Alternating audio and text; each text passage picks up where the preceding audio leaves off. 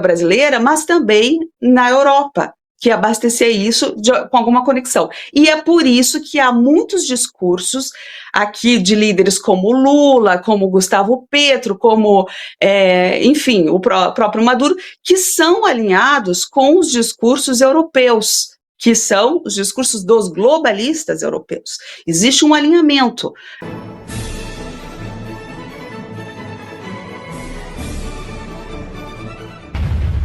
Sonhos com helicópteros, com atuação, quem sabe, tudo é possível. Segre, a palavra é tua. Elisa, boa noite, obrigado pela presença aqui. Boa noite. Eu estava lendo que os delitos que são imputados contra Maduro não tem nada a ver com as questões humanitárias que há pouco tempo atrás a gente comentou aqui no programa. Os delitos são, se eu não estou enganado, conspiração para cometer narcoterrorismo, tráfico internacional de cocaína, posse de uso de armas de guerra, e a esposa Cília Flores não está presa porque é a esposa. Os sobrinhos e os sobrinhos já estão presos nos Estados Unidos, e os filhos também participaram, utilizando a flota da PDVSA, que é a petroleira estatal da Venezuela, para exportar drogas aos Estados Unidos. É possível que essa demora da audiência de Carvajal, que estava prevista para dezembro e passou agora, me parece, para fevereiro, esteja sendo utilizada porque se o Maduro e o Carvajal coincidirem nas declarações, isso poderia ser um efeito muito mais duro para a esquerda da América Latina, utilizando o dilema do prisioneiro, ou seja, colocam os dois, se um fala e o outro não, esse que fala melhora, o que não vai preso. No caso do Maduro, que já se declarou inocente, se os documentos e testemunhas mostram a sua culpabilidade, ele pode pegar perpétua. Até onde eu sei, Nova York não tem pena de morte, mas pode pegar perpétua.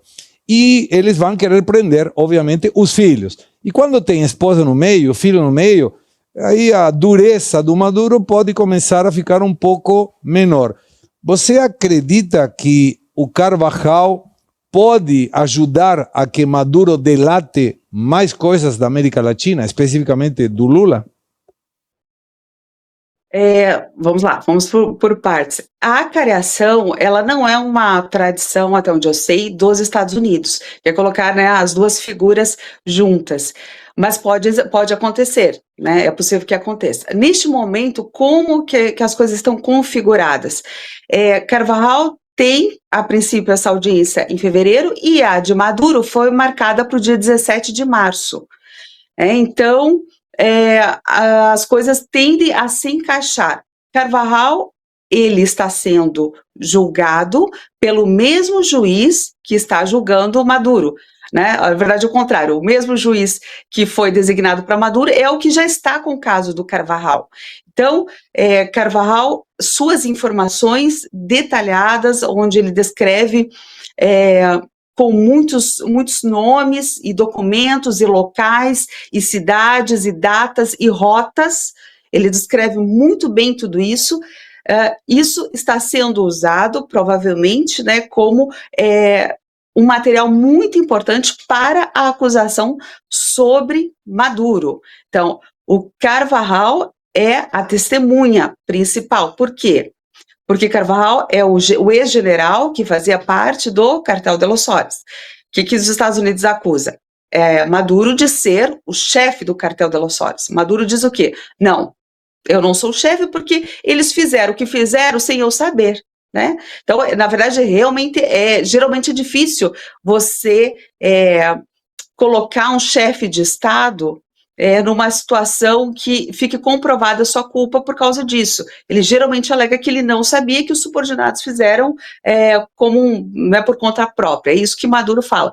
Mas com Carvajal sendo o principal desses generais, porque são dezenas de generais, talvez centenas de generais que participaram dessa estrutura, Carvajal, então, traz todos os outros, né, os outros nomes, como eles participaram de tudo isso, o que é muito importante, porque deu já muita luz para que os Estados Unidos conseguissem fazer, por exemplo, a própria captura de Maduro.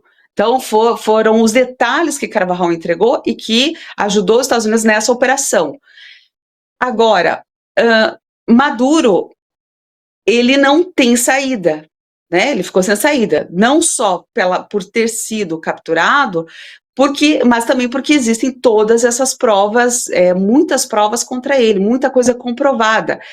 O que ele tem, Maduro, agora? Ele só tem uma única chance, né? Que é diminuir a pena dele, fazer alguma espécie de acordo, como?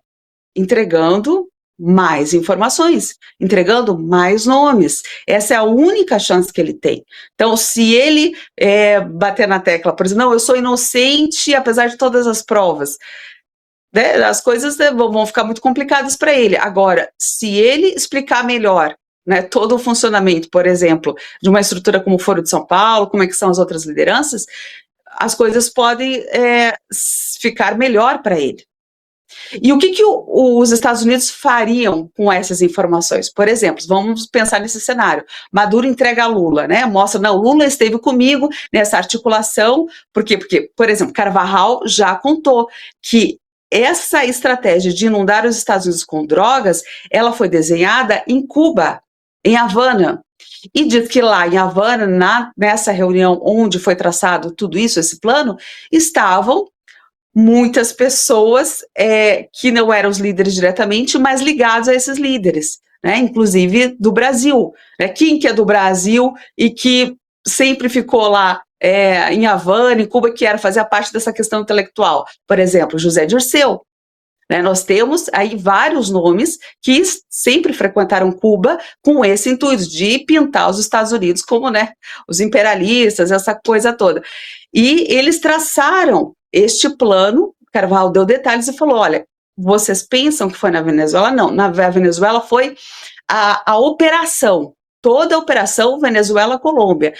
Quem pensou inicialmente foi Cuba na reunião com essas figuras aí, que na verdade são as figuras do Foro de São Paulo. Então, acredito que é possível que Maduro mais para frente, né, isso não vai ser de imediato, veja, né, os outros julgamentos que nós tivemos, como o Noriega, foram 3 anos, né, que se estendeu até que chegasse ao final. Então, eu acho que Maduro vai também demorar para que as coisas aconteçam. E essa demora tem toda esse jogo, né, de tempo, de informação, de decisão, como você falou. No caso dele envolve a família, né, então tem muitos pontos sensíveis aí que provavelmente o tempo vai ser importante para que mudanças, né, aconteçam de postura. Elisa, só uma observação. Quando me referia ao dilema de prisioneiro, não tem a ver com a carreação. Foi perfeito a tua colocação de que Estados Unidos não usa isso. Coloca em salas diferentes e diz, ó, ele está falando.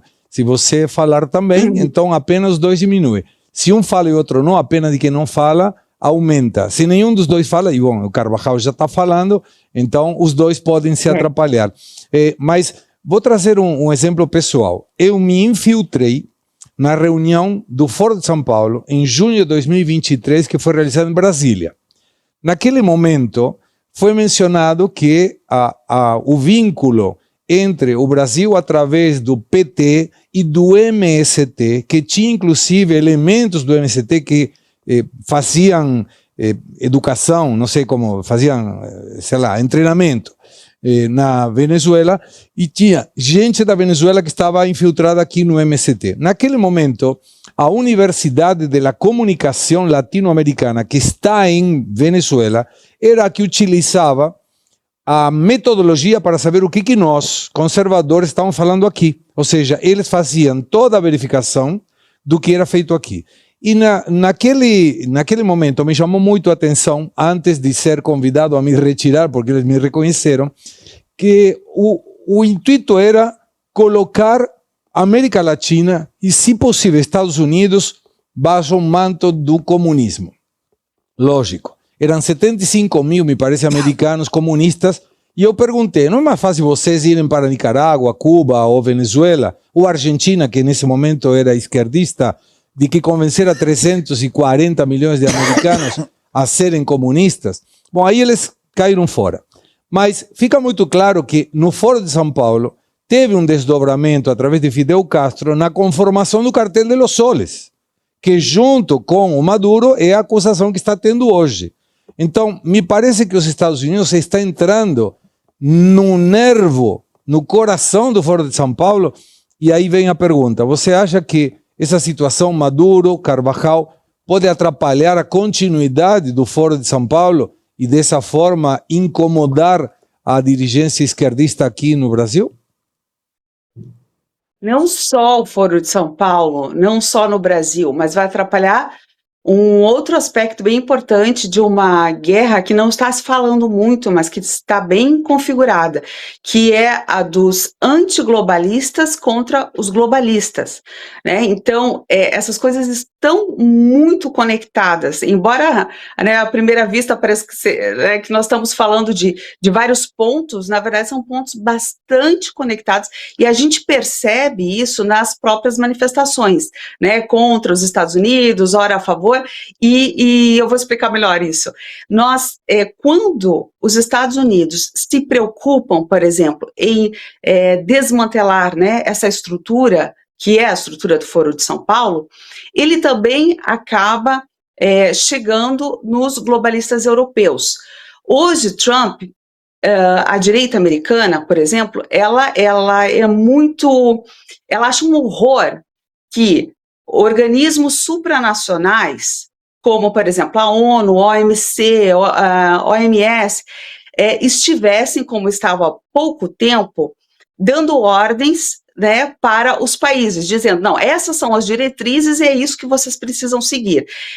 Por que a direita nos Estados Unidos acha isso um absurdo? Por quê? Porque as pessoas votam e o governo eleito não estava podendo governar porque tinha que se submeter a estes organismos, né? Estes organismos, eles são controlados por quem? Pelos globalistas da Europa, né? Então, os globalistas, tanto é que a União Europeia tem esse perfil, ela pune severamente países que não se dobram à sua vontade. E daí tem lá a guerra, né, da Meloni, dos outros países, que falam, não, aqui que manda somos nós, eu fui eleito e não vocês, e eu que vou decidir. Daí há punições, há uma série de questões bastante problemáticas que a visão globalista, ao usar estes órgãos supranacionais para interferir nas decisões dos países, isso bateu de frente com o governo atual dos Estados Unidos, né, que fez o quê? Qual foi a estratégia deste governo? Ele asfixiar estes globalistas da Europa, de várias formas. Você veja bem que hoje os líderes europeus estão com praticamente nenhum peso, né, nas negociações internacionais, ou pouco peso comparado a um tempo atrás. Eles não têm mais esse peso, tanto é que eles mesmos estão fazendo algumas autocríticas, falando que nós temos que nos impor e tudo mais, mas Trump tirou eles das decisões mais importantes. Nós temos lá o C5, que foi formado, e que no Brasil não está se falando muito, que é o bloco dos Estados Unidos, China, Índia, Japão, e Rússia, né? Tirou o Brasil do circuito, tirou a África do Sul do circuito e excluiu a Europa. Alguns países da Europa estão em conexão com Trump, mas quais países? Os antiglobalistas, tipo a Itália, a Polônia. Então, estes países estão em comunicação, mas o principal disso é que esse ataque, ou esse ataque no sentido positivo, que para mim é positivo, em relação à Venezuela, ele acaba asfixiando um fluxo de dinheiro que vinha não só para os países latino-americanos, não só para o Irã, não só para o Hezbollah, não só envolvendo aí outros poderes, mas também sustentava muitos personagens que são estes globalistas lá da Europa. Por isso que nós acompanhamos há pouco tempo atrás um Macron, por exemplo, dando parabéns para o Maduro. E muita gente não entendeu o que o Macron tem a ver e essa conexão, parabenizando o Maduro pela eleição, se, né, todo mundo viu que aquilo era uma fraude. Então, por quê? Porque os Estados Unidos identificaram um fluxo de financiamento que também circulava não só em relação à esquerda brasileira, mas também na Europa. que abastecer isso com alguma conexão. E é por isso que há muitos discursos aqui de líderes como Lula, como Gustavo Petro, como, enfim, o próprio Maduro, que são alinhados com os discursos europeus, que são os discursos dos globalistas europeus. Existe um alinhamento, né, em vários pontos, em várias questões. Por exemplo, agora estão falando, sim, Maduro é um ditador, mas os Estados Unidos não poderia ter sacado o ditador, né, tinha que conversar com eles antes. Então, esse alinhamento que a gente vê, que às vezes é muito esquisito, é muito estranho, os Estados Unidos identificaram que é uma ação conjunta, em certa medida, e por isso é tão importante que um fluxo de dinheiro, recursos ilegais, seja cortado aqui na América Latina, na Venezuela, sobretudo, porque ele também vai afetar um outro eixo de poder que seria esses globalistas que a direita, os Estados Unidos, acham abominável. Elisa, eu não vou fazer uma pergunta muito complexa, porque eu vou passar para o PP te fazer uma pergunta, mas eu queria rapidamente, se você pudesse, me dizer como é que é a opinião pública americana. E você aí já está preparado para ter todos os argumentos para dizer que Marx não foi um cara legal, para dizer que o comunismo não é um lugar para diversidade, para desmontar essa grande fake news histórica da esquerda, que é repetida por nossos professores de história, de geografia, de sociologia, que é repetida nas universidades, que é repetida nos livros. Está preparado para dizer por que Marx não era um cara legal e por que todo marxista raiz também não é, e porque o comunismo é terrível.